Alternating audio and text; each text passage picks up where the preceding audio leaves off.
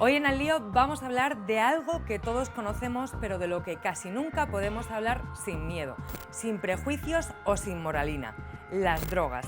Las hay legales e ilegales, pero todas disponibles a nada que una se lo proponga. Y mientras tanto, productos nuevos que ayer eran legales, hoy pasan a ser ilegales sin explicación clara. Y sustancias psicodélicas que la ciencia está usando para tratar depresiones, traumas o adicciones siguen demonizadas como si estuviéramos en los 80 del siglo pasado. Hoy nos preguntamos, ¿tiene sentido todo esto? ¿Funciona realmente prohibir? ¿Qué pasaría si se regulara? ¿Habría menos violencia, más salud, más control? Vamos a poner luz donde solamente hay estigma. Así que vamos al lío.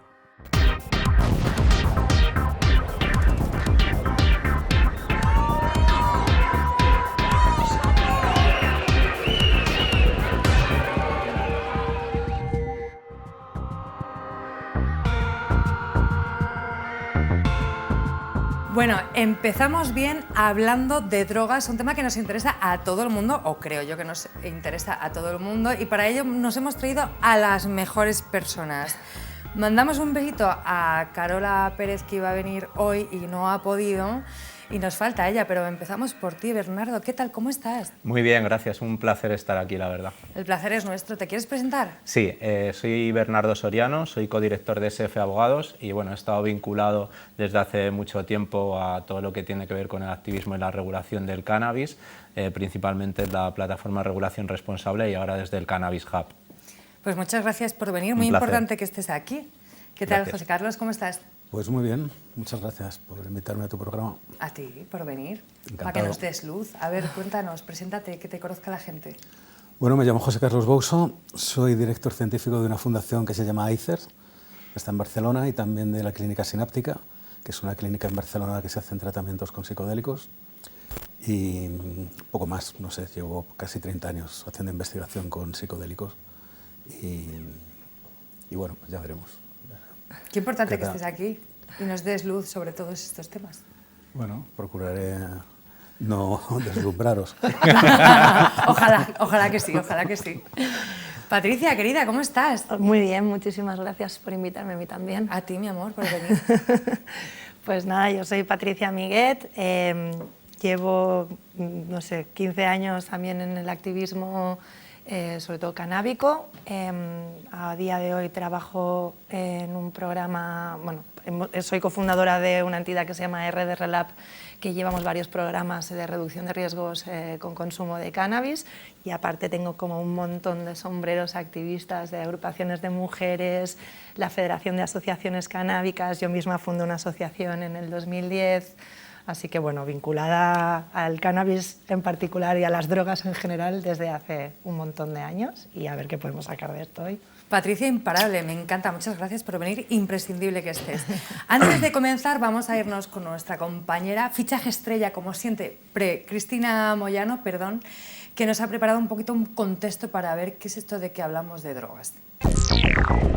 Según la RAE, en su segunda acepción, una droga es una sustancia o preparado medicamentoso de efecto estimulante, deprimente, narcótico o alucinógeno. En España hay drogas legales como el alcohol, el tabaco o las benzodiazepinas, y otras ilegales, como el cannabis o la cocaína. La mera posesión de drogas por sí sola no es constitutiva de delito, siempre que no se destine al tráfico ilegal de estupefacientes. ¿Y qué dicen los datos sobre el consumo? Pues según el Ministerio de Sanidad, en la actualidad está en mínimos históricos entre los estudiantes de 14 y 18 años. El consumo de tabaco entre estudiantes registra su cifra más baja hasta la fecha, así como el cannabis. Atendiendo a estos datos, cabe preguntarse si se avanza o no en la regularización de alguna de estas sustancias, muchas de ellas con notables efectos terapéuticos. El pasado 7 de octubre, el Gobierno aprobaba el Real Decreto que regula la dispensación de cannabis con fines terapéuticos, pero la nueva regulación se estrena sin un listado de las dolencias para las cuales se podrá recetar. En cuanto al uso recreativo, en lugar de establecer políticas enfocadas en regular su uso, el control de calidad o el pago de impuestos, más bien se ahonda en políticas prohibicionistas y punitivistas, que fomentan el mercado negro, la violencia o la adulteración. Por ejemplo, desde el 24 de abril queda prohibido el HHC, un compuesto cannabinoide que llevaba años vendiéndose de manera legal. Por otro lado, la ciencia avanza en el campo del uso terapéutico de algunas de estas sustancias, especialmente las drogas psicodélicas. Componentes extraídos de los hongos o la ayahuasca o drogas recreativas como el MDMA o el LSD están siendo investigados para tratar la salud mental o las adicciones. Como veis, liantes, este debate da para mucho. Yo no tengo nada más que añadir, así que os dejo con los profesionales. Chao. Bueno, qué importante este contexto, ¿no?, que nos ha hecho Cristina Moyano. Yo quería preguntaros, para empezar, para abrir el melón, que yo estoy nerviosa porque no sé por dónde siquiera empezar, es que, como acaba de explicar Cris, que hay drogas legales e ilegales, ¿qué es lo que hace que una sustancia caiga en un cajón o en otro? Depende de la sustancia en sí, de sus efectos, de las cuestiones culturales, económicas. Patricia me está mirando como su cara es un poema. Bueno, no sé, es que yo creo que todos vamos a más o menos a tener diferentes ideas, pero para mí es una cuestión moral y las drogas llevan prácticamente ilegalizadas 100 años, pero se llevan utilizando desde antaño. Yo creo que José Carlos podrá explicarlo mucho mejor que yo, pero vamos, es una cuestión moral. Las drogas se utilizan, evidentemente habrá otras motivaciones, alguien que querrá preservar aparentemente la salud de las personas, pero bueno, al final la balanza sobre la salud también, o lo que nos hace bien o lo que nos hace mal, lo valoramos cada uno, ¿no?, de forma individual o colectiva en grupo. Y sí, yo por sintetizar, porque si no me puedo estar 3 horas hablando, para mí es una cuestión sobre todo de moralidad y de hipocresía, sobre todo.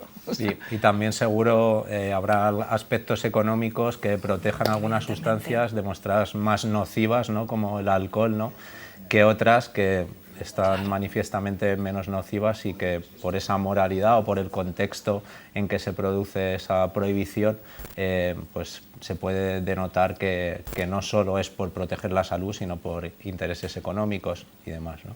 Arrancáis fuerte, José Carlos, que ha dicho Patricia que nos lo explicarías también. Bueno, para empezar, ha hecho una clasificación de las drogas, ¿no?, en función de la RAE, la segunda acepción de la RAE. Las drogas son no sé qué cosas que producen efectos estimulantes, deprimentes. No nos gustan mucho los fallos de la RAE, pero la los RAE nombramos. es un poco deprimente, sí califica de deprimente los efectos de algunas drogas, ¿no? En todo caso son efectos depresivos, ¿no?, y no deprimentes. Efectivamente, hay drogas que producen efectos depresivos, otras que producen efectos más estimulantes y otras que producen más efectos, se podría decir, psicodislépticos, que es algo así como movimiento de la mente, en términos etimológicos, ¿no?, que sería lo que hacen los psicodélicos. Y dentro también de los psicodélicos pues hay muchas drogas diferentes. En cualquier caso, respondiendo a tu pregunta de por qué unas son legales y otras ilegales, pues bueno, es una cuestión caprichosa, que no tiene nada que ver con la ciencia, ni tiene nada que ver con el riesgo ni con los daños. Lo ha dicho Bernardo, ¿no? El alcohol y el tabaco probablemente son las drogas más dañinas, que se llevan cada año a más gente por delante, y sin embargo son las drogas que están legalizadas, que cualquiera puede comprar. O sea, yo cada vez que entro a un bar, y yo soy muy de bares, sigue fascinándome la cantidad de posibilidades que tienes de envenenarte, ¿no? Wow. Con todo tipo de licores, a cuál más duro, y sin embargo, pues bueno, es algo a lo que todos vimos de manera bastante normalizada, ¿no? Probablemente las drogas que son legales son las drogas que la cultura blanca, masculina, occidental, pues en su día adoptó, ¿no?, que fueron el alcohol y el tabaco. Y el resto de drogas, ¿no?, que han sido utilizadas pues, por negros el cannabis, por chinos el opio o la hoja de coca por culturas andinas, pues han sido las que han tratado de no solamente perseguir, sino perseguir a las personas que las utilizan, que esto es para mí el principal problema, ¿no?, que no estamos hablando de una guerra contra las drogas, sino de una guerra contra las personas, ¿no?, contra las personas que las utilizan y contra muchas personas que no las utilizan, que viven en zonas de cultivo. Por ejemplo, pues hay una auténtica tragedia lo que está ocurriendo en Colombia, lo que está ocurriendo en México. Es decir, que es una auténtica irresponsabilidad cómo está actualmente el panorama con relación a las políticas públicas sobre drogas. Me acabas de abrir la mente, porque de repente yo, que soy activista antirracista, y mis compañeros dirán que pesa, pero me acabas de dar como esta punta de plan... Las drogas, hablar de drogas también tiene que hablar de, tiene que ver hablar de racismo. Es que es algo ¿no? completamente transversal. Pretender que las drogas son algo que tú puedes aislar y encajonar, o sea, las drogas atraviesan absolutamente todo, absolutamente todo. La economía, las desigualdades, la pobreza, los desplazamientos, la contaminación ambiental, las mafias, la corrupción policial, judicial. Bueno, si empezamos a hacer solamente haciendo la lista se nos va la hora, ¿no? Sí, de hecho, un ejemplo también en ese sentido muy claro es la penalidad de las distintas sustancias. Por ejemplo, no es lo mismo el clorhidrato de cocaína, la cocaína, que la pasta base de cocaína en cuanto a penalidad en algunos de los estados de Estados Unidos, donde normalmente el hombre blanco consumidor pues consume clorhidrato de cocaína que tiene una penalidad más baja, en cambio la gente racializada y más asociada en determinados contextos usa pasta base de cocaína que tiene una penalidad mucho más alta, ¿no? Y de esta forma se controla socialmente y se castiga más a unas poblaciones que a otras. ¿No? Y dale.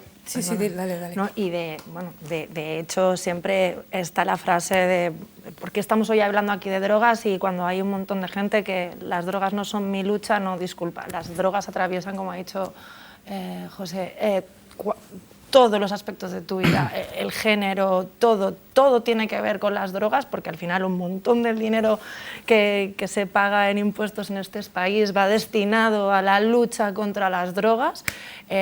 Todos pagamos esa gran inversión en frontera. España está en una situación geográfica muy especial, ¿no? Porque nos viene desde Marruecos, son entradas de vía de drogas en Europa, entonces bueno, yo creo que haya muchas drogas que no estén reguladas, otras sí, también tiene mucho que ver con dónde estamos, el papel que jugamos en esa situación de las drogas, en el colonialismo, en un montón de cuestiones. Entonces, no es un tema banal, no es un tema que a la gente no le afecte, y si consideran que no le afecta, pues deberían leer o escucharnos hoy. Qué interesante lo que contaba Bernardo y lo que contáis, ¿no? Los tres, respecto a la penalidad, dependiendo qué droga sea. Y además que lo lleves a la cuestión de racismo en Estados Unidos. Esto por suerte en España no pasa. Pasa, ¿vale? con los gitanos, que son los gitanos los que venden droga y a los que se le aplica la ley cuando la moraleja tiene mucho más. Perdón, he metido mi puntillita como es siempre. Pero yo siempre he defendido que vender droga también es un trabajo, ¿no? Pero os quería preguntar si... Mira los bares, ¿no? Absolutamente, absolutamente. Pero se les criminaliza más a la gente que vende droga, o a los bordes donde se vende droga, ¿no? Donde se lleva la droga, no sé muy bien cómo nombrar esto, ¿no? Pero quería preguntaros por qué prohibir, y por qué prohibir, si prohibir funciona, o si prohibir las drogas lleva por delante esta clasificación moral también de las drogas, ¿no? No funciona, desde luego. Digamos que la prohibición de las drogas desde el inicio tenía tres, digamos, objetivos principales: reducir la oferta, reducir la demanda y reducir las adulteraciones. Desde el año 61, tras la Convención Única, vemos que el consumo ha aumentado, la oferta es disparatada, y luego las adulteraciones de las sustancias pues están incontrolables. Incluso también aparecen nuevas sustancias que a veces no sabemos su peligrosidad, como la que antes nombrabais, el HHC, que es una hija de la prohibición. El cannabis está prohibido y sale ese cannabinoide semisintético con el objetivo de tener un efecto estupefaciente y que no esté prohibido, ¿no? Entonces, desde luego que no funciona. Lo que pasa es que nadie hace nada, ¿no? Pero funcionar no funciona. Bueno, el último informe cada año, los que mandan, ¿no? y vigilan que se cumplan los convenios, y los que siguen aumentando drogas a las listas de fiscalización y demás, hacen un informe sobre la situación de las drogas en el mundo, ¿no? Y el informe de 2024 fue escalofriante. Lo que reportaron es que nunca había habido un consumo tan alto de drogas como lo hay actualmente en el mundo, a pesar de que en la última encuesta del Plan Nacional se hayan reducido los consumos. Lo cierto es que tampoco deberíamos estar muy satisfechos con los niveles de consumo si nuestra pretensión es erradicar el consumo, ¿no? Entonces, es una buena noticia que hayan disminuido, pero hay que verlo en términos generales. Y desde luego en términos globales nunca ha habido un consumo tan alto nunca ha habido un crimen organizado tan extenso e intenso y nunca ha sido tan violento. Esa es la conclusión del informe del Drug War Report en 2024. Es decir, si se pretendía con la prohibición eliminar o reducir el consumo, pues estamos en el punto de la historia más extremo. Hay que volver, ¿no?, a cómo se prohíben las drogas. Las drogas se prohíben precisamente como una estrategia de control social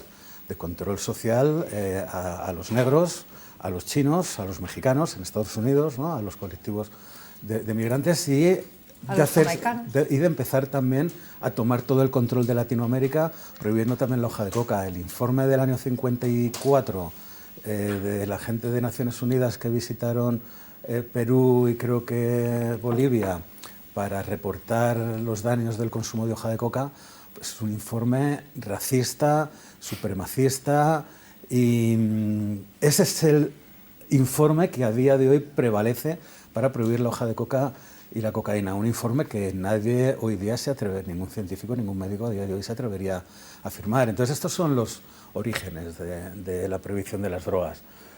Como ha dicho Patricia, un colonialismo de un tipo determinado de cultura que a base de castigar y perseguir pues ha tratado de tomar control sobre esas poblaciones. Esto es el Plan Colombia sobre Colombia, esto es la militarización de México, el tratar de dominar territorios. O sea, esta pantomima que ahora Trump está haciendo de tirar misiles a Venezuela porque dice que son narcotraficantes, pero si el primer estado narcotraficante es Estados Unidos, que lava el dinero del gobierno, lava todo el dinero del narcotráfico. Es que nos están tomando el pelo continuamente. Me mola tanto tu rollo, tío.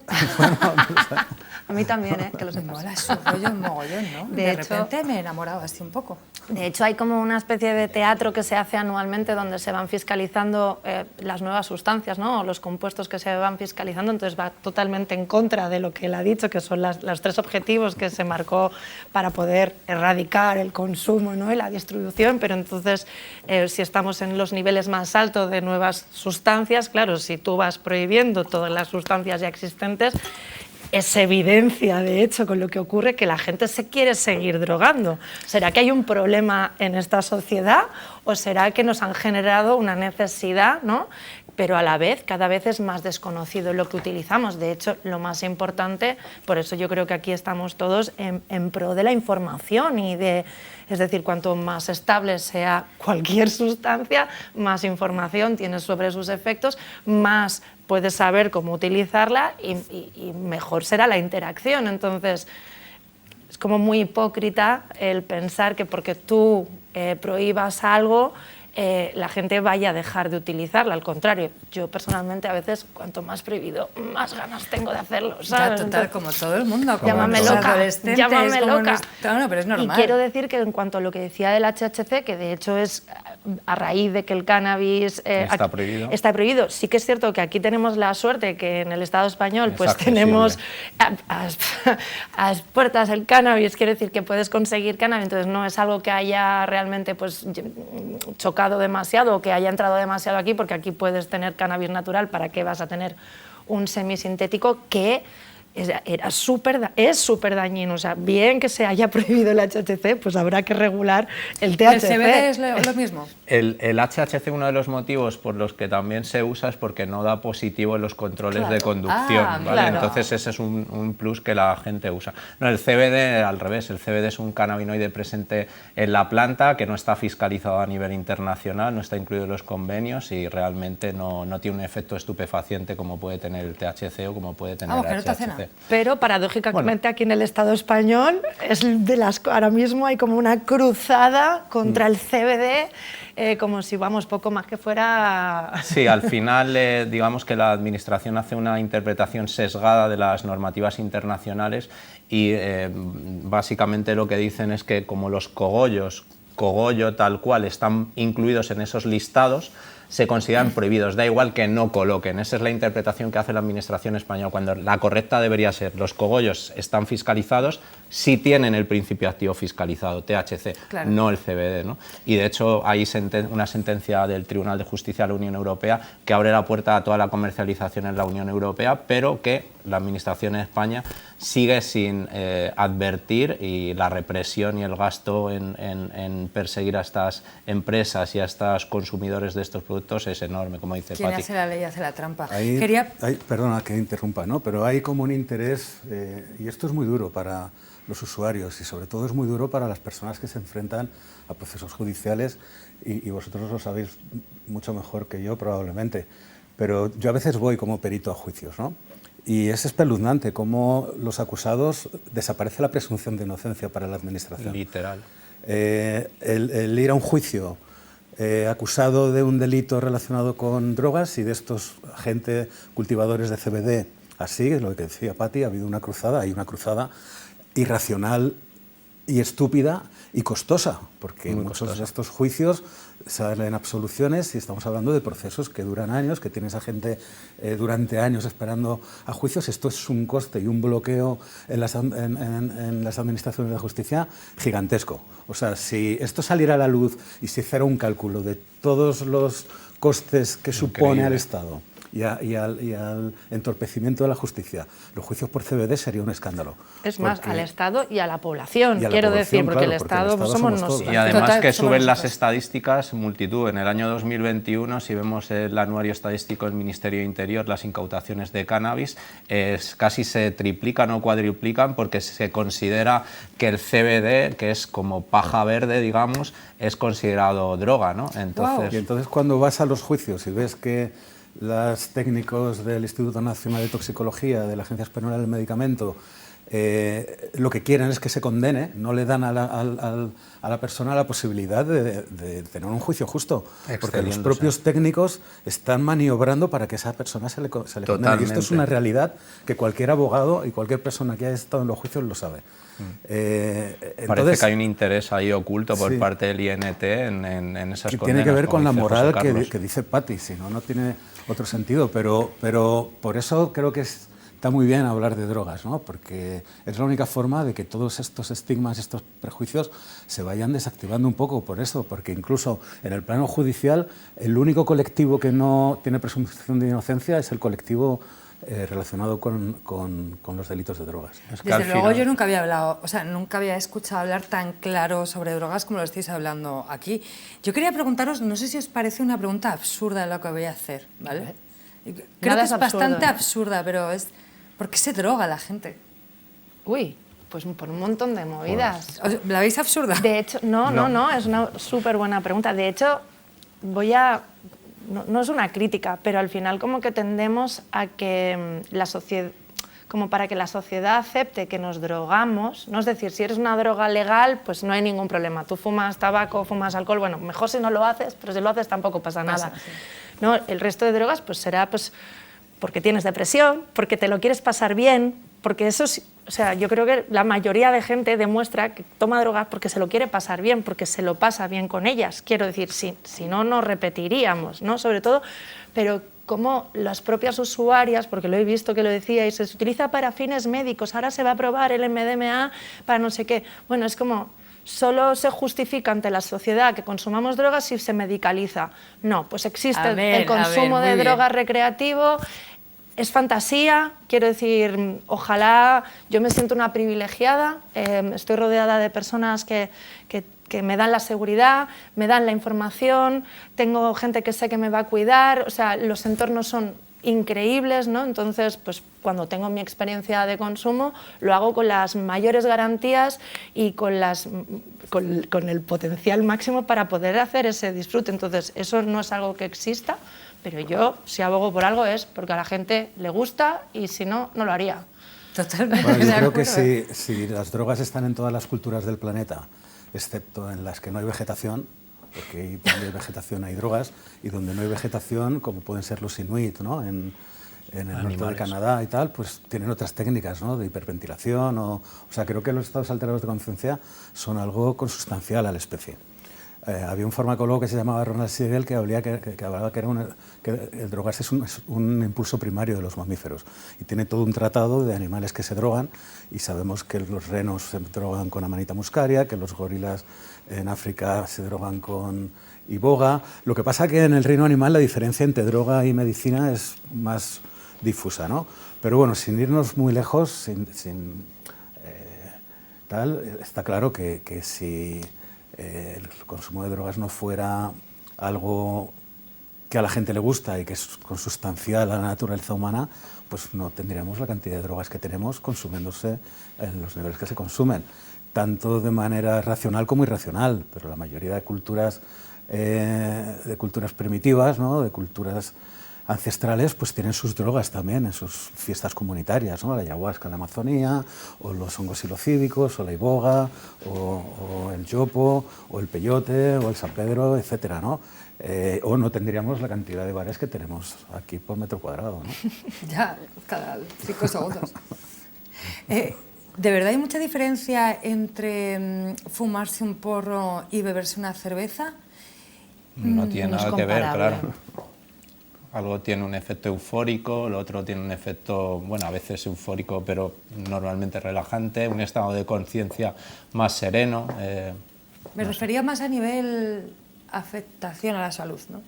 Bueno, hay estudios, recuerdo uno de Lancet, por ejemplo, que evalúa la peligrosidad del consumo de sustancias y el riesgo para el propio usuario y su entorno, donde se sitúa pues el alcohol entre las 3 primeras y el cannabis está bastante más abajo. Esto es así, ¿no? Bueno, yo justo es lo que creo que he dicho al principio, es que al final el daño que te hace o que te deja de hacer o lo valora cada uno en clave personal. Quiero decir, a mí, pues a lo mejor personalmente, en un momento dado, 2 botellines me hacen ir borracha, ¿sabes lo que te quiero decir? Sí, a mí desde luego, si yo con 2 botellines ya estoy borracha. Y un porrito pues me hace estar tranquila para poder lidiar con una entrevista en televisión, quiero decir. En cambio, a lo mejor con esos 2 botellines no soy capaz de llevar a cabo esa entrevista o estoy demasiado... no lo sé, ¿eh? Pero quiero decir, al final cada uno... o sea, es en clave personal y por eso es tan importante Una tener droga para cada persona y para cada momento. por eso es tan importante tener la información para que cada uno pueda tomar la decisión de lo que va a tomar en cada momento con todas las garantías de poder hacerlo. En este estudio que digo de The Lancet, el alcohol se sitúa en la posición número 1 con un 72 puntos de daño sobre 100. El tabaco está el 6º con 26 puntos sobre 100 y el cannabis el 8º sobre 20 puntos sobre 100 de peligrosidad. ¿Y el 1? El 1 el tabaco, o sea, el alcohol, 72 puntos. O sea, estamos hablando de 3 veces y media más peligroso que el cannabis según este reporte de The Lancet. Qué fuerte, ¿no? Ese es Pero un aún estudio así... que hizo David Nutt, que es un farmacólogo del Imperial College. David Nutt era asesor del gobierno británico en materia de drogas, ¿no?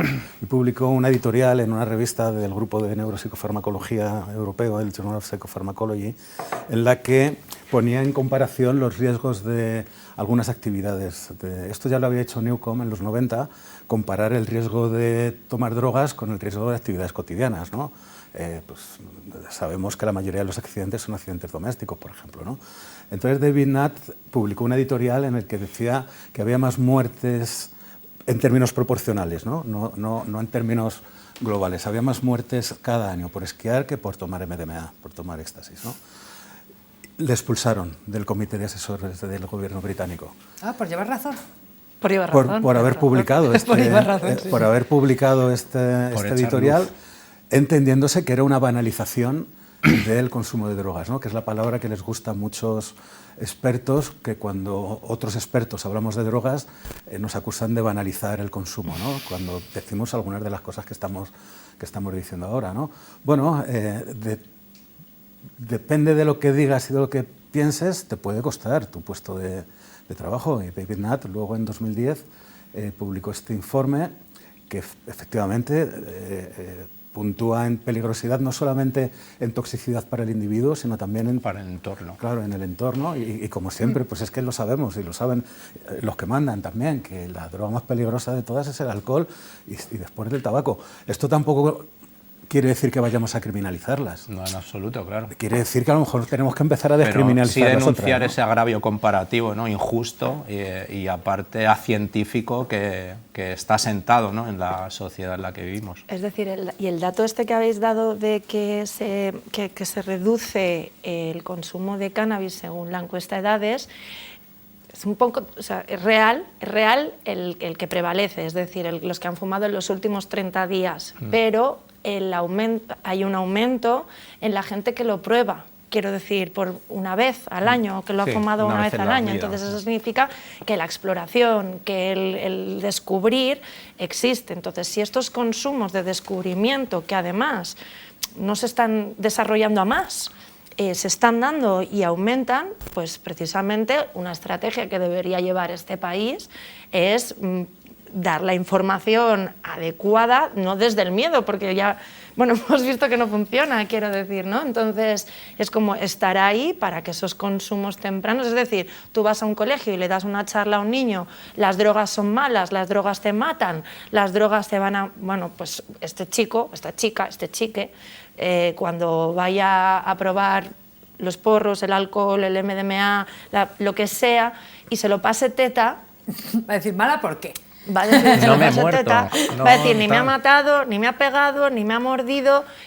Y ojo, no quiero decir que no haya gente que no pueda desarrollar un problema que realmente le afecte en negativo, pero como somos como sociedad que no podemos desarrollar un programa de acompañamiento a la gente que desarrolla un problema alrededor del consumo de sustancias, que tenemos que castigar al 95% que quedan, que sí que lo hacen bien, que lo disfrutan, ¿no? Entonces es como... Sí, que ese paternalismo no aplica a todo. Vamos a hacer como una decimos, cosa, ¿no? me estáis quitando muchísimos prejuicios, lo digo totalmente en serio de que tenía, ¿eh? Es bastante heavy. Siempre aprendo en este programa. Vamos a irnos a la calle, que ha estado Cris Moyano, nuestra compañera, ha ido a la calle, esto va a ser la bomba, a ver qué piensa la gente de la calle sobre las drogas. Vamos allá. Hola liantes, hoy hemos salido a la calle para preguntar sobre hachís, marihuana y drogas en general. Así que veamos qué opina la gente. ¿Legalización o no? ¿Usted alguna vez ha consumido marihuana o hachís? Hace 40 años. Sí. No. Sí. No. No. Sí, he consumido. Jamás. Con la edad que tengo. No. Nunca. No. Sí, por supuesto, marihuana sobre todo. No, nunca. No sé quién es. No.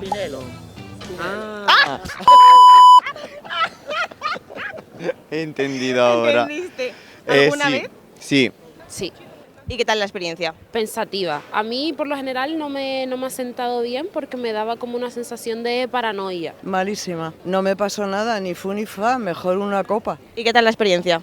Pues de joven muy bien, la verdad. Bien, tranquila. Para mí han sido relajantes, no los consumo habitualmente, pero hoy en día todavía alguna vez los he consumido y siempre ha sido de una forma lúdica y a mí me sientan bien. ¿Y usted está a favor de la legalización de este tipo de sustancias? Yo creo que sí, siempre y cuando se haga un uso responsable y se eduque a la población en usarla, no hay ningún problema. No, ¿Por qué?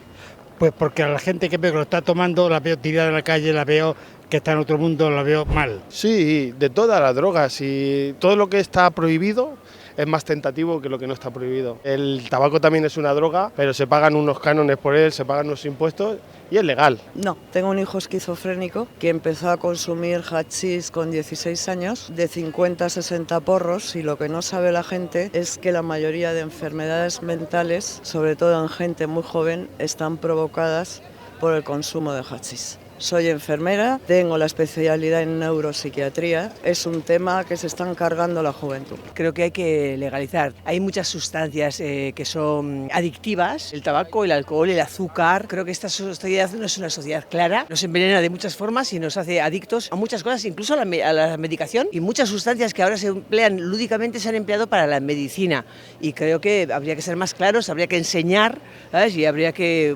usarlas de una forma adecuada, pues como te tomas una copa de vino en una cena. ¡Viva el vino! No. Tengo gente cercana que lo consume y están fatal. Yo creo que sí, está controlado el consumo, la venta, la sustancia en sí, así que creo que es mejor que esté legalizado a que no. Sinceramente me da igual porque no consumo. Yo pensaba que ya era legal en España. porque yo veo gente fumando más en las calles acá que en Ámsterdam, por ejemplo, o en Holanda en general. Lo legalizan a tal punto para que el gobierno pueda garantizar la salud, para que usted vaya y no pueda consumir cualquier cosa que le den, porque la marihuana es algo que siempre va a estar. Por un lado me parece que eliminaría mucha delincuencia y mucha economía sumergida, y por otra me pasa como con el alcohol, que creo que los tóxicos no tienen que estar accesibles. Ambivalencia total. ¿Y pensáis que si se legalizase la gente lo consumiría más? 100%. Probablemente lo probaría antes, lo consumiría más. Pues pienso que sí. Yo creo que incluso la consumiría menos gente, porque yo creo que hay gente que la consume por esa tentación de, ay, estoy haciendo algo ilegal. Yo creo que si tú fumas, lo vas a fumar igual, esté legalizado o no. Simplemente no tendrás que ir a guetos o no tendrás que ir a buscarla a sitios peligrosos, oscuros o como lo quieras llamar. Pues probablemente, a lo mejor lo vendieron en el estanco y lo compraba todo el mundo. Hombre, si las cosas se hacen bien, no tiene por qué. Yo creo que no. Yo creo que el que le gusta lo hace, sea legal o ilegal. No creo. No, pienso que lo contrario, porque a la gente le gusta lo prohibido. Probablemente sí, igual que el alcohol. ¿Y usted alguna vez ha consumido LSD, setas alucinógenas? Ni seta ni nada, un porro y dije que ni viajaba ni volaba. Bueno, yo he consumido una planta que es del Amazonas, la ayahuasca, y la he consumido de una forma terapéutica. Y la verdad es que me ha ayudado muchísimo. Antes de morirme la consumo. Ninguna. No, para nada. No, nunca. No, eso ya no.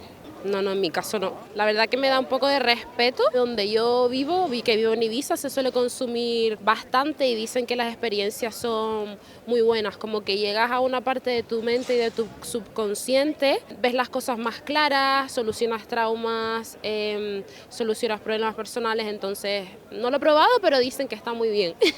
¿Y usted, si se lo recetase un médico, lo consumiría? Por supuesto. Podría ser un arma de buen uso justamente para personas con depresión y ansiedad. No lo sé, lo tendría que pensar. Sí. Si es para curarme, me tomaría cualquier cosa. Si tengo una dolencia gorda y tengo que tomarlo, pues sí. Si está indicado y el médico me lo recomienda como profesional, yo creo que sí. Sí, si me lo receta un profesional. Sí, totalmente. Ellos saben, así que... Sí que lo consumiría. Y lo probaría en mí. Si hay investigación suficiente, con evidencia suficiente y está controlado, tal vez. Pues bueno, liantes, ya veis que hay todo tipo de opiniones, así que os dejamos a los expertos que debatáis sobre el tema. Nos vemos el programa que viene. Chao.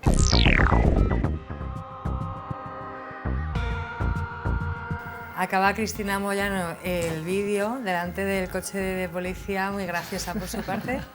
Siempre, bueno, ¿qué os ha parecido?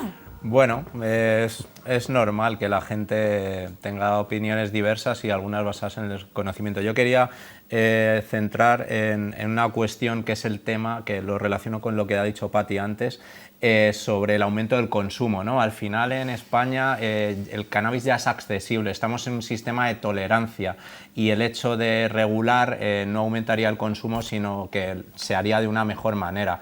Por poner un ejemplo muy gráfico, en Indonesia, donde te pegan un tiro si consumes drogas, en el caso de que regulen el cannabis, aumentaría muchísimo el consumo, porque ya no te matan por consumir. Sí, pero en un lugar donde ya el acceso es muy fácil y bueno, las personas están habituadas, simplemente pues saldría a flote ese consumo más que aumentar, ¿no? De todas formas, hay como una preocupación o una obsesión, Perdón. que parece que hay una obsesión con esto de si va a aumentar el consumo o no. ¿Qué pasa si aumenta el consumo? Si es que lo que no queremos es que aumente el consumo problemático. ¿Qué pasaría si, o sea, qué pasaría, os quería preguntar, qué pasaría si se legalizara todas las drogas mañana? Bueno, Habría que ver cómo se legalizan, claro. ¿no? Eso es lo primero, porque no todas las drogas se pueden legalizar de la misma forma, ¿no? Claro. Bueno. Vale, ok. Igual tendríamos que ver cómo hacemos esto de legalizar, ¿vale? Yo, perdón, un momento, antes de que avancemos, o sea, primero, creo que lo que ha ocurrido, el vídeo que habéis pasado, es representativo de lo que ocurre en España. O sea, toda la diversidad de opiniones que existen y reafirma lo que he dicho sobre cuando medicalizas una sustancia. Creo que no ha habido nadie que dijera que no consumiría si fuera el médico quien le recetara esa sustancia. O sea, es así, mientras sea un médico el que te lo recete. Y voy a hacer, bueno, aquí mi compañero, amigo, mi partner in crime, ha escrito un libro increíble, Medicina psicodélica, y tiene una parte que me flipa, y es que, bueno, un párrafo y que viene a decir algo así como que en el Estado español, y yo creo que en el mundo, se emperran en regular la gente que no sabe, o se emperran en decir lo que debemos hacer la gente que no sabe sobre ese tema, ¿no? Y eso ocurre en todos, que yo creo los ámbitos y los aspectos. Están los expertólogos, los voy a llamar, porque no son ni expertos, expertólogos sobre estas cuestiones. Entonces, cuando al final son las propias usuarias las que sabemos cómo utilizar las sustancias, a las que no nos escuchan. Bueno, esta señora era una fantasía, la señora de la ayahuasca, una fantasía, ¿no? Y al final, pero yo creo que cada vez hay más conciencia de que realmente con información tienes poder, y la gente que consume es la que tiene la información. Es decir, si yo cuando tenía 14 años, que inicié mi consumo de cannabis, todas las personas que desarrollaron, y que de hecho ha salido, ¿no? Yo tuve un ataque de ansiedad, me sentó mal, bueno, pues si hubieran tenido la información que a día de hoy yo tengo en mi poder y que todos los que aquí tenemos en nuestro poder, probablemente esos consumos no se hubieran desarrollado así y hubiéramos sabido quién podía, quién no podía, por qué no le estaba sentando bien, qué variedad, a lo mejor, ¿no? O sea, todo. Entonces, al final, la información es poder. Y bueno, yo creo es que el señor mayor que decía, no se regula, pero si el médico me lo dice, sí. Entonces, bueno, es como genera mucha controversia. Bueno, al final el estigma de la prohibición durante tantos años ha ido calando en la sociedad y todo el mundo pues dice, si está prohibido será por algo, ¿no? O sea, claro. Evidentemente eso es difícil de revertir, ¿no? Pero bueno, correcto. Como dice Pati, con información, con poder, de decisión libre, pues es como se puede cambiar esto. José Carlos, con alusiones y promociona tu libro. Sí, bueno, una maravilla. Primero voy a tratar de continuar con el argumento y luego si queda tiempo para publicidad. Dedicamos un minuto. Pero, claro, además, precisamente, los que más sesgos desarrollan sobre los daños de las drogas son la profesión sanitaria. Hemos visto a la enfermera, ¿no?, como dice que su hijo probablemente sufrió esquizofrenia por fumar porros, porque se han convencido y tratan de convencernos a nosotros que el problema de las drogas es un problema médico. Pero es que el problema de las drogas no es un problema médico. ¿Ah, no?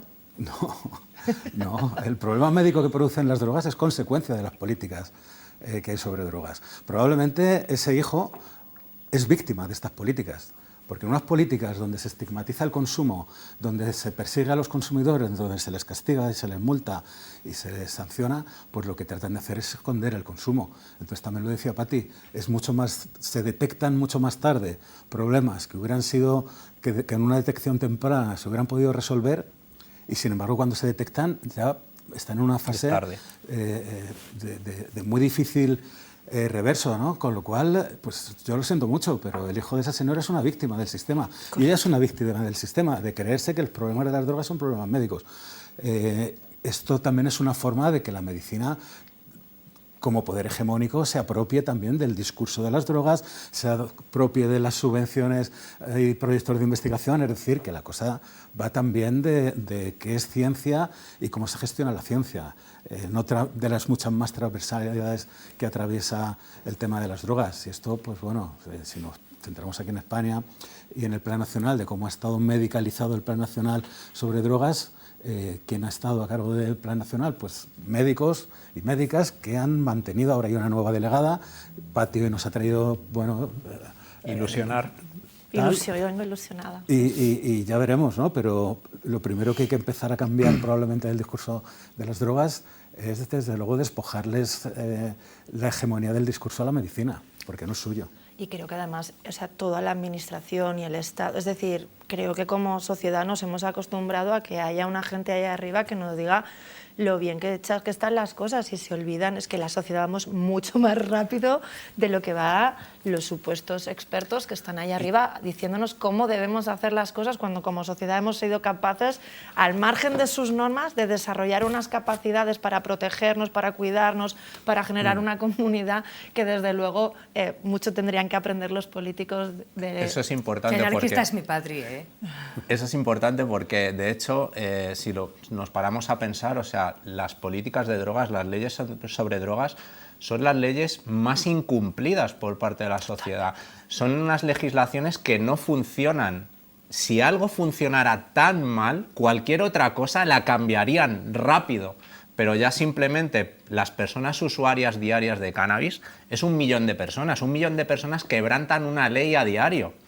A diario. Qué fuerte, ¿vale? ¿eh? O sea, Que lo si digas algo así. funcionara tan mal, cualquier otra cosa se cambiaría. Pero fíjate, ¿no? Qué absurdo lo que están diciendo, ¿no? Comparado con estas leyes tan duras, ¿no? La ley Corcuera primero, la ley Mordaza después, que lo que hacen pues, es arruinar a criminalizar y arruinar. Bueno, a los consumidores, decir mucho de criminalizar a los consumidores, pero también criminalizan aquí a los barrios, todo el mundo sabe dónde venden y tal. Pero también pienso, y os pregunto, si... No sé de qué manera se legalice, ¿vale? No lo sé, pero igual los tenemos que pensar. Pero beneficiaría al Estado, quiero decir, los estancos benefician al Estado, los bares benefician al Estado.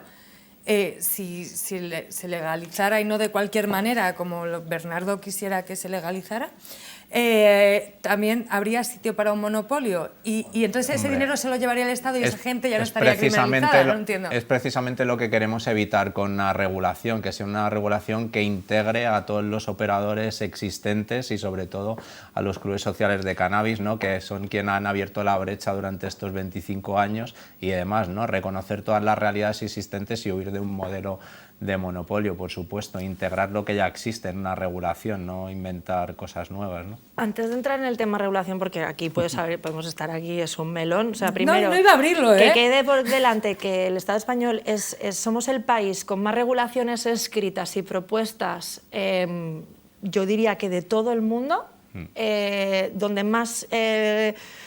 iniciativas han habido y entonces y no ha ocurrido, ¿no? Pero yo tengo la teoría y me da igual que me vengan a buscar, que vivimos No vamos a dar tu nombre. en un país de políticos y políticas vagas, es decir, es decir, qué palo tener que reconocer que nos hemos equivocado tanto tiempo, que tenemos que decirle a todos esos medicuchos que llevan aquí sacando sus libros sobre el daño de las drogas, que todo lo que llevan diciendo es mentira, que además han ido a hacer daño y que tienen que pedir perdón a toda la sociedad por lo mal que lo hemos hecho. Entonces es como, ¿cómo van a hacer eso? Yo siempre pienso, si no son capaces de dimitir por matar a 260 personas después de una Lo han gana, hecho con el ¿cómo van a matrimonio pedir? homosexual. Mira, al día siguiente recurrieron al Constitucional y esto se ha visto para no hacer el matrimonio homosexual legal y lo recurren y cuando termina este recurrido dan la razón y se legaliza, al día siguiente se casa Maroto. No me jodas, tío, ¿qué hacemos? Nada, es una broma de mal gusto completamente, ¿no? Al final yo creo que hay un aspecto también que tiene mucho que ver, es la presión que se hace a los políticos. Realmente el cannabis ya está tolerado, ya la gente accede, te pueden poner una multa, te pueden joder de vez en cuando, pero realmente es raro que alguien proteste por algo que ya puede hacer, ¿vale? En cierta medida. Totalmente. Entonces, la normalización desmoviliza la protesta y anula la presión política para regular. Pero es que, como decía Patti, hay una ILP a nivel nacional, 2 a nivel autonómico aprobadas, 13 proposiciones no de ley en todas las comunidades autónomas, menos Aragón, Castilla-La Mancha y Galicia, y 4 proposiciones de ley de regulación integral en el Congreso la pasada legislatura y una presentada en esta legislatura. Y normativas locales podemos perder la cuenta. O sea, una ¿Pero locura. os interesa esta conversación de regulación? Sí, claro, o sea, si no es que no nos interese. Aquí yo creo que hemos estado años todos intentándolo y lo seguiremos intentando, yo creo, pero vamos, es como hasta que no haya voluntad política para que esto salga, hasta que no haya un político con capacidades para llevar a cabo, porque al final... Que se lo crea de verdad. Se tiene que pues dar... como no vayáis vosotros. Pero es que se tiene que... Nosotros estamos cansados de ir y dar el coñazo. Le he dado ¿sabes? muchas vueltas a esto y creo que se deben dar muchas cosas a la vez. No es decir, debe ser el momento, tiene que haber la política, el político, lo que quiera hacerlo y que no tiene que encontrarse todos los puntos. Por mucho que nosotros queramos, si ahí no quieren, no va a ocurrir. Y no ha ocurrido. Entonces... Pero sí, es que el debate está centrado siempre en los daños que producen las drogas, ¿no? Y en medicalizar el problema de las drogas, que como decíamos antes, no es un problema médico. Si se empezara a ver cuáles son los desastres de la prohibición, ¿no? Y se empezara a informar, creo que también la gente empezaría a cambiar la perspectiva, ¿no? Si se empezara a contar que el campo de Gibraltar se está dejando empobrecer a propósito para tener un control, por ejemplo, sobre un territorio a costa de empobrecer ese territorio, ¿no? Entonces, ¿qué es el plan para el campo de Gibraltar? En vez de llevar prosperidad, es llevar militarización, ¿no? Y policía y tal. Entonces, estos son consecuencias que todos vivimos y que todos padecemos. Y ya si nos vamos a Latinoamérica, ya ni te cuento, ¿no? O sea, Latinoamérica pone los muertos y nosotros ponemos los consumos, ¿no? Es algo que venimos diciendo desde hace muchos años, ¿no? Pero como el enfoque y el debate siempre está, pues esto, ¿no? En la persona, en los jóvenes que por culpa del cannabis está sufriendo esquizofrenia. El cannabis se viene consumiendo, había farmacias donde se podía comprar cannabis a principios de siglo pasado, ¿no? Si, ahora achacar la responsabilidad de las problemas de salud mental juveniles al cannabis es de nuevo desviar un foco en el que los problemas de salud mental tienen una estructura social, política, económica, ecológica, que es mejor no tratar porque para eso está el cannabis, que es el responsable. Claro. Entonces, claro, es que es todo y ahora, por ejemplo, son unos discursos tan sí, tontos y tan simples. Es un debate tramposo, ¿no?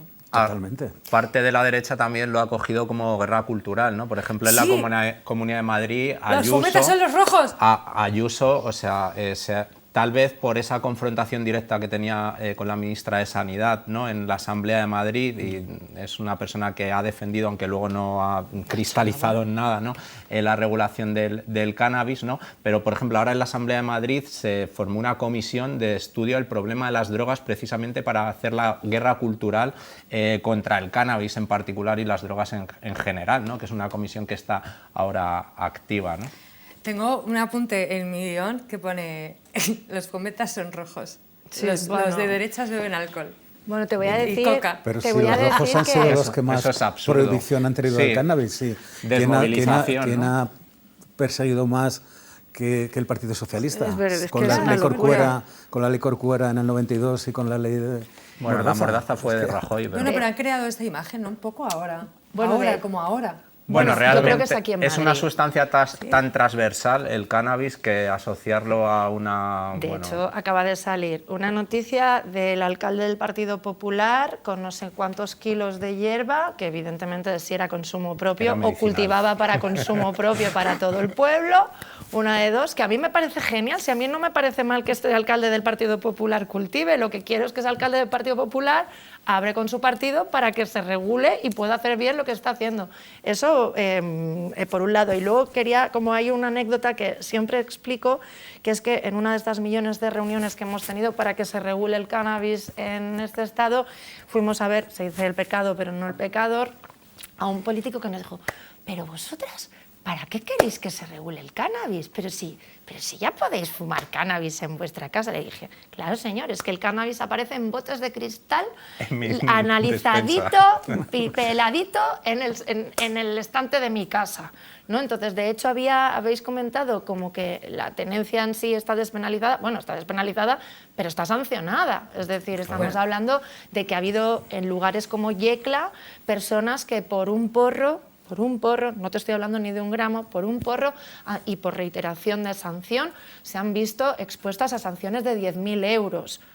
Y qué casualidad que tú has hablado antes del colectivo gitano, pues este chico era inmigrante en este caso. Sí, hablo de los gitanos porque es Son bestia la criminalización, es bestia la criminalización a los barrios constantes por vender droga y por ser los señalados de somos los que vendemos droga, ¿no? Y la Cañada, 6 años sin luz. Hace unos años hicieron análisis en los lavabos del Congreso de los Diputados de Italia. Sí, me acuerdo de esto. ¿Sabéis, no? Esto fue algo muy... Y que todos se meten cocaína, todo el mundo. Yo es que soy tonta, tío, no me entero de esto. Y todo el mundo, por la lo visto, gasolina del capitalismo. se mete coca, todo el mundo. Yo flipo en colores, en serio. Entonces, no sé, esto en España no dejaron hacerlo, no creo que lo dejaran, sí, tal, pero se ha hecho también en otros países con resultados parecidos, ¿no? Es decir, que los propios que nos regulan y que están prohibiendo esto son pues algunos de los que tienen unos consumos más intensos A un compañero mío que está aquí en mi pinganillo, en mi oído, me dice, y lo más fuerte, lo más importante, que hoy te fumes un porro y te multen por ir en el coche 3 días después, ¿no? Sí, también. No, eso es un drama. Los test rápidos saltan como fallan con una escopeta de feria y bueno, pues hay muchas situaciones al respecto muy complejas, ¿no? A mí sí que me gustaría lanzar algo, porque si esto realmente nos va a ver gente, porque a mí muchas veces lo que me ocurre es que, bueno, yo a ellos los conozco de hace muchos años, compartimos muchos espacios y no tengo que convencerles de nada, ¿no? Pero sí que yo, pues cuando me junto con otras personas o tal, pues tiendo a no explicar mucho a lo que me dedico o lo que hago, porque bueno, pues es un tema muy suculento. Yo ya estoy aburrida de hablar todo el día o cuando no estamos en depende de contexto, entonces ya a veces pues como que me aburro de mi misión. Entonces, bueno, cuando estoy en lugares que no tal, pues intento tener un perfil bajo, no sacarlo, pero inevitablemente yo no me aburro de ti, cariño, cuéntame. La mayoría de veces sale, ¿no? Entonces, a mí una cosa que me tiene como le doy muchas vueltas y es como que algo estamos haciendo mal, es que hay mucha gente que yo entendería, ¿no? Que tú decías, bueno, lo de fumar es de izquierda, es de rojos, bueno, te fliparías con la de rojos que no quieren romper esta situación de ilegalidad. Quiero decir, hostia, a la gente, muy bien, muy importante. hay mucha gente que ya si yo estoy en mi casa, ya cultivo mis plantitas, ¿yo para qué necesito que me pongan más normas? Yo después de tanto tiempo, y esto es un debate que llevo como, lo lanzo aquí, ¿lo habremos hecho bien? ¿Qué hemos hecho mal? Porque al final también tenemos que tener ese punto de autocrítica. Totalmente. Para que después de 15 años no hayamos podido regular el cannabis como han hecho en Alemania, como han hecho en Malta, en Uruguay, que encima se han basado en nosotros, es decir, vienen a preguntarnos cómo se hace para hacerlo ellos, ¿no? Entonces, yo a día de hoy lo que sí que creo que pido es como la despenalización real. Es decir, yo creo que la gente debe poder cultivar en su casa sin 3, 4, 5 plantas, me da igual, ¿no? Que realmente no se le multe por la tenencia o que delimitemos en qué lugares puede consumir en la vía pública. Me parece bien que no lo hagan en un hospital, que no lo hagan en un colegio, como un acuerdo de mínimos y ya hablamos de regulación integral, de todo, ¿no? Es decir, vamos también a recular un poco y a ver dónde, porque al final pienso, hostia, visto lo visto, con todas las cómo funcionan cuando visto lo visto, cómo se ha regulado el cannabis medicinal, pues a lo mejor yo no quiero que me regulen tampoco, quiero decir. Yo quería, mira, me he escrito un guión que podríamos hacer 3 programas, ¿sabes? Porque nos ha faltado hablar, pues, no sé, de los psicodélicos, de la salud mental, de la ciencia, de un montón de cosas, ¿no? Que me había escrito que me parecen súper interesantes. Entonces, vamos a hacer una rondita final, jurándome todos que vais a volver y que vamos a hacer otro programa sobre drogas y que vais a volver los 3. Cuenta con ello. Y hacemos una rondita final, porque al final también somos un sindicato, somos CGT, al lío la produce CGT. ¿Qué podemos aportar como sindicato a esta cuestión de las drogas en general? Una así rondita final de vuestro minuto de gloria, tomároslo así. Yo creo que al final la función de los sindicatos es proteger, digamos, los derechos de los trabajadores vinculados al cannabis, ¿no? Que son muchos. Estamos hablando de que hay más de 1.500 clubes sociales de cannabis en España, que todos tienen trabajadores que a veces están en una situación informal por el riesgo legal asociado a trabajar donde están trabajando. Pero no solo eso, las tiendas de CBD, las personas, los expendedores que se ven criminalizados por una sustancia que no tiene, digamos, un carácter estupefaciente y que igualmente son procesados, ¿no? Entonces, bueno, al final los cultivadores de cáñamo, intentar saber identificar qué perfiles de trabajadores están sufriendo estas consecuencias y trabajar también y hacer presión política por parte de los sindicatos para hacer aflorar todos esos puestos de trabajo o para los que sí están dados de alta, protegerlos efectivamente. Yo creo que eso es una presión clave que nos podríais ayudar desde los sindicatos, que me consta que algunos ya están en ello, ¿no? Y que sería muy agradecer, ¿no? Muy bien, me gusta. Bueno, yo creo que un convenio de trabajadores de facto es una ley para lo que dice él, para un sector de... Yo me voy más allá, el cannabis y el resto de todo. O sea, bueno, el cannabis al final es lo más pero visual. Pero el cannabis es lo más visual, de tangible. Hecho, él dice lo que ha dicho, en parte, nosotros ya hemos tenido experiencia con intentar que se regulara desde los sindicatos. Es muy heavy porque las asociaciones vendrían a ser las patronales y es la propia patronal la que solicitó que se generara ese marco normativo para las trabajadoras y los trabajadores de las asociaciones. No se presentaron, o sea, fíjate que es como tan paradójico. Por parte de los trabajadores. Por parte de los trabajadores, cuando realmente hay un montón de gente en situaciones muy precarias en estos espacios. Entonces yo creo que desde los sindicatos lo que podéis hacer es precisamente presionar para que estas personas... Incluso se dan situaciones de esclavismo asociadas al cultivo de cannabis. Se traen a migrantes de China, los meten en una nave sin ver la luz del sol durante meses hasta que pagan su deuda y les pueden salir de ahí, ¿no? O sea, es una situación compleja. Tu minuto de gloria, mi Bueno, amor. yo creo que nadie debería ser perseguido y multado por llevar drogas encima para consumo propio, ¿no? Ahí está. Entonces no puede ser que, no sé si uno ha visto películas como Ciudad de Dios, ¿no? O algunas otras donde lo que pasa ahora en Brasil, ¿no? En Río de Janeiro. Bueno, esto no lo hacen las drogas, es obvio. Ninguna droga te abre un agujero en la cabeza o en el cuerpo, o esas imágenes que se ven, esto no lo hacen las drogas. Entonces, las drogas pueden ser peligrosas, pero no tienen ese nivel de peligro. Y en cualquier caso es un peligro hacia uno mismo que no merece en ningún caso castigo. Hay otra realidad de la que no se habla, pero que es frecuente en España, que son personas que vienen de países andinos con hoja de coca y que se enfrentan por 1 kilo o 2 de hoja de coca, que es lo que una persona pues, tiene para mascar hoja de coca durante 4 o 5 meses, les están pidiendo 4 o 5 años de cárcel, ¿no? Esto es una barbaridad. Claro, aquí hay una tensión importante, ¿no? La tensión es qué pasaría si de repente dejamos de recaudar dinero con todas las multas que ponemos, ¿no? Amigo. Frente a cuánto ganaría el Estado, por otra parte, ¿no? Con una eventual regulación. Ahí está la tensión. Estas cuentas yo creo que todavía no se han hecho, estaría bien hacerlas, se han hecho las cuentas de lo que se gasta y las cuentas de las multas, pero un análisis económico un poco más en profundidad, no por llevarnos esta conversación al terreno económico, que tampoco al final es una cuestión sobre la salud, pero es que la salud de las personas relacionada con las drogas no solamente la salud de la persona que utiliza la sustancia. Como decía antes, como se decía aquí, en la elaboración de las sustancias interviene mucha gente, intervienen muchos procesos, ¿no? Y hay cultivadores, y estos cultivadores no siempre cultivan en condiciones, desde luego en un mercado ilícito, no pueden cultivar nunca en condiciones adecuadas. Hay un problema ecológico gigantesco de todos los residuos incontrolados que se vierten a los ríos, y eso también es salud. Es decir, que los problemas de salud de las drogas no solamente el problema que uno se hace fumándose un porro, tomándose una copa, sino todo lo que implica el comercio.